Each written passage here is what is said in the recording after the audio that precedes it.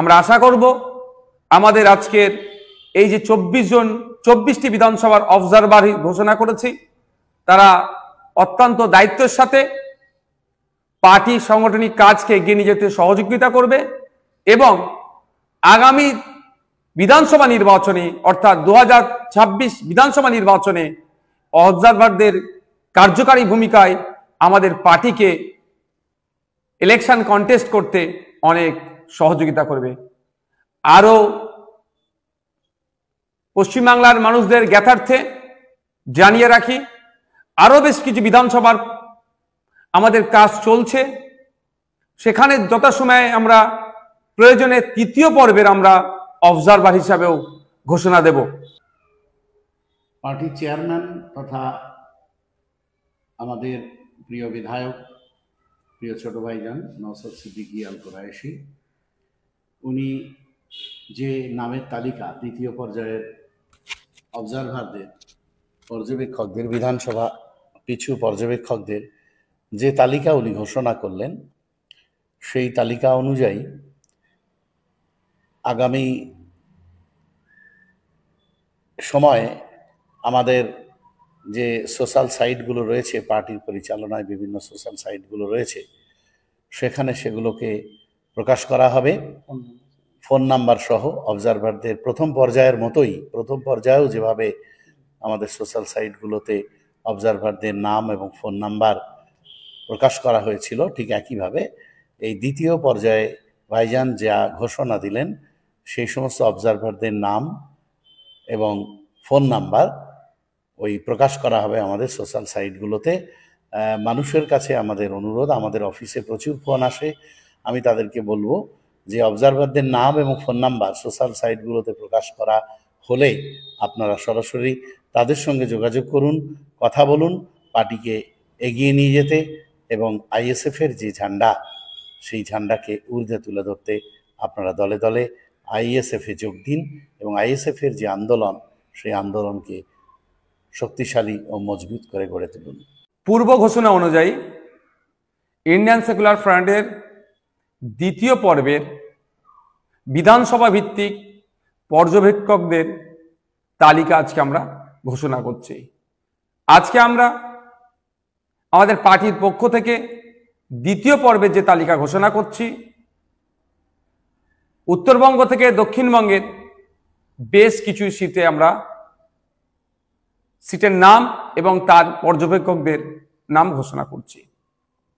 শুরু করছি আমরা কুচবিহার জেলা দিয়ে। কুচবিহার জেলার মেখলিগঞ্জ বিধানসভার যিনাকে আমরা পর্যবেক্ষকের দায়িত্ব তুলে দিচ্ছি, বাপ্পা সরকার মহাশয়। শীতলকুচি বিধানসভার ফারুক আবদুল্লাহ সাহেব, সিতাই বিধানসভার আব্দুল মাতিন সাহেব, নাটাবাড়ি বিধানসভার এনামুল হক সাহেব, রাজু ব্যাপারী সাহেব। তারপরে আমরা জলপাইগুড়ি জেলার ময়নাগুড়ি বিধানসভার শাহজাহান আলী সাহেব এবং জলপাইগুড়ি বিধানসভার বাপি সরকার মহাশয়ের হাতে আমরা অবজারভারের দায়িত্ব তুলে দিচ্ছি। এরপরে উত্তর দিনাজপুর জেলার চোপড়া বিধানসভার আনিসুর রহমান ও জামিল আক্তার সাহেবদের হাতে আমরা দায়িত্ব তুলে দিচ্ছি। দক্ষিণ দিনাজপুর জেলার কুশমন্ডি বিধানসভার হায়দার আলী সাহেব ও আফতাবউদ্দিন আহমেদ সাহেবের হাতে আমরা দায়িত্ব তুলে দিচ্ছি। এরপর আমরা মালদা জেলায় আসছি। গাজল বিধানসভায় শ্রীমান হাসদা মহাশয়ের হাতে আমাদের পার্টির পক্ষ থেকে অবজারভারের দায়িত্ব তুলে দেওয়া হচ্ছে।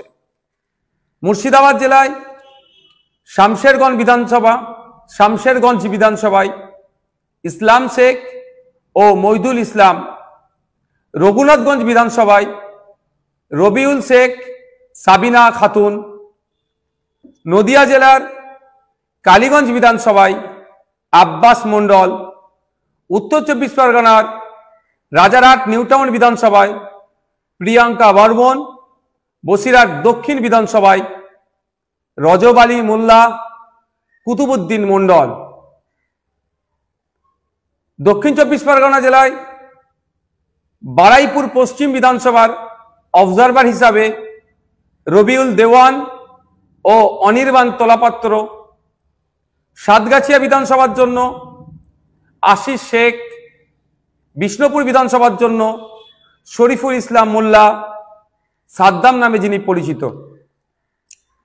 হুগলি জেলার শ্রীরামপুর বিধানসভায় আইনজীবী শেখ সালাউদ্দিন, সিঙ্গুর বিধানসভার অনিমেষ সাঁতরা, মোহাম্মদ আবুল হাসান গায়েন। এরপরে আমরা পূর্ব মেদিনীপুর জেলার মহিষাদল বিধানসভার জন্য আমাদের পার্টির পক্ষ থেকে অবজারভার ঘোষণা করা হচ্ছে রেহান সাহা। পশ্চিম মেদিনীপুর জেলার পিংলা বিধানসভায় শেখ কুতুবুদ্দিন এবং মেদিনীপুর বিধানসভায় নাজিম খান। আজকের তথা দ্বিতীয় পর্বের শেষ অবজারভার আমরা পূর্ব বর্ধমান জেলার পূর্বস্থলী দক্ষিণ বিধানসভার জন্য কাজী মিরাজ হোসেন সাহেবকে আমরা দায়িত্ব তুলে দিচ্ছি।